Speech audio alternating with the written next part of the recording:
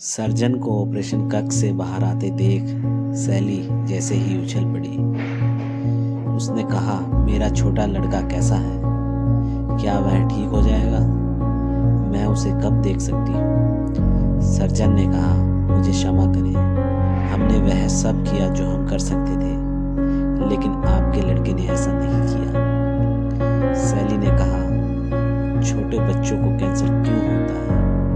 क्या परमेश्वर को अब कोई परवाह नहीं है?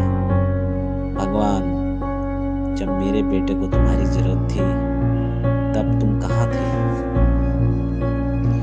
सर्जन ने पूछा, क्या आप अपने बेटे के साथ कुछ समय अकेला बिताना चाहेंगे? यूनिवर्सिटी ले जाने से पहले नर्स में से एक कुछ ही मिनटों में बाहर आ जाएगी। सैली ने नर्स को अपने साथ रहने के लिए कहा, जबकि उसने बेटे को अलविदा कह दिया। वह उसके घने लाल घुंघराले बालों में प्यार से अपनी उंगलियां फिराती थी। क्या आप उसके बालों का ताला चाहेंगे? नर्स ने पूछा। सैली ने हाँ में सिर हिलाया। नर्स ने लड़के के बालों का एक ताला काट दिया, इसे प्लास्टिक की थैली में डाल दिया और सैली को सौंप दिया। माँ ने कहा, यह जिम्मी का विचार था कि वह अध्ययन के लिए अपना शरीर विश्वविद्यालय को दान कर दे। उन्होंने कहा कि यह किसी और की मदद कर सकता है। मैंने पहले तो नहीं कहा, लेकिन जिम्मी ने कहा, माँ, मैं मरने के बाद इसका इस्तेमाल नहीं करूँगा। शायद यह किसी और छोटे लड़के को अपनी माँ के साथ एक और दिन बिताने में मदद करेगा। वह चली गई। मेरे जिम्मी के पास सोने का दिल था, हमेशा किसी और के बारे में सोचना। अगर वह कर सकता है तो हमेशा दूसरों की मदद करना चाहता था। सैली चिल्ड्रंस मर्सी अस्पताल में पिछले 6 महीने बिताने के बाद आखिरी बार बाहर आई थी। उसने कार में अपनी बगल वाली सीट पर जिम्मी के सामान वाला बैग रख दिया। ड्राइव होम मुश्किल था, खाली घर में घुसना तो और भी मुश्किल था। वह जिम्मी का सामान और उसके बालों के तालों के साथ प्लास्टिक की थैली अपने बेटे के कमरे में ले आई। उसने मॉडल कारों, अन्य निजी चीजों को वापस जिम्मी के कमरे में रखना शुरू कर दिया, जहां उसने हमेशा उन्हें रखा था। वह उसके बिस्तर पर लेट गई और उसके तकिए को गले लगाकर रोने लगी। आधी रात के आसपास का समय था जब सैली जागी। बिस्तर पर उसके पास एक बुढ़ा हुआ पत्र पड़ा था। पत्र ने कहा, प्रिय माँ, मुझे पता है कि तुम मुझे मिस करने वाले हो, लेकिन यह मत सोचो कि मैं तुम्हें कभी भूल जाऊंगा या तुम्हें प्यार करना बंद कर दूंगा, क्योंकि मैं आई लव यू कहने के लिए नहीं हूँ। मैं तुम्हें हमेशा प्यार करूंगा माँ, हर दिन और भी अधिक। किसी दिन हम एक दूसरे को फिर से देखेंगे। तब तक यदि आप एक छोटे लड़के को गोद लेना चाहते हैं ताकि आप अब इतने अकेले ना हों, तो मुझे कोई दिक्कत नहीं है।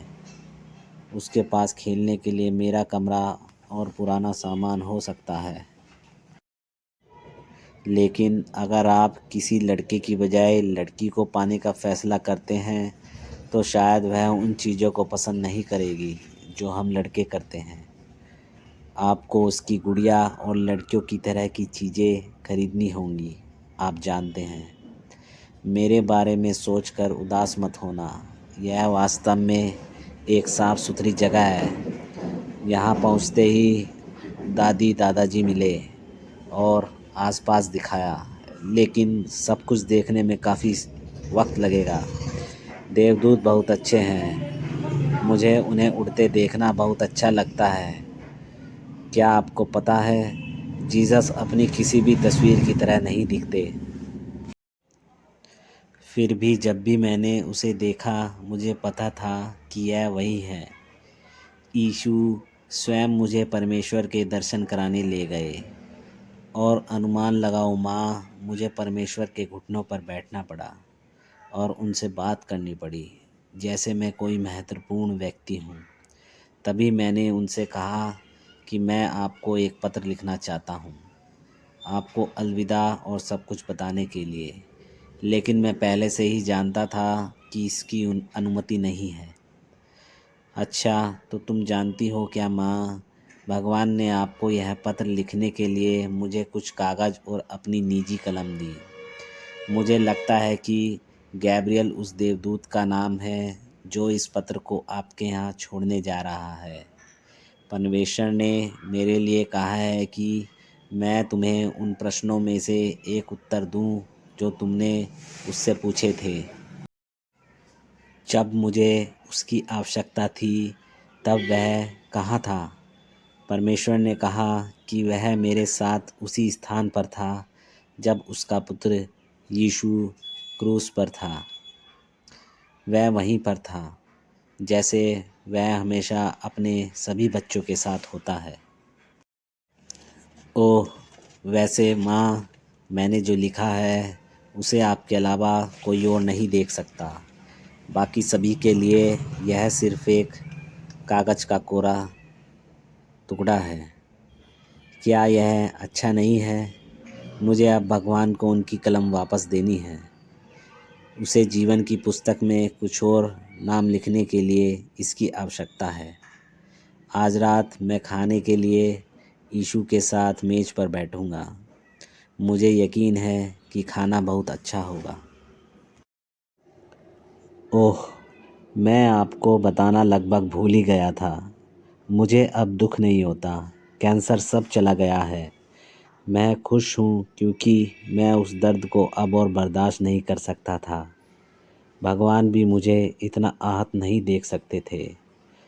तभी उसने मुझे लेने के लिए दया के दूत को भेजा। देवदूत ने कहा, मैं एक विशेष प्रसव था। उसके बारे में कैसा है? प्यार से हस्ताक्षर किए, भगवान यीशु और मैं।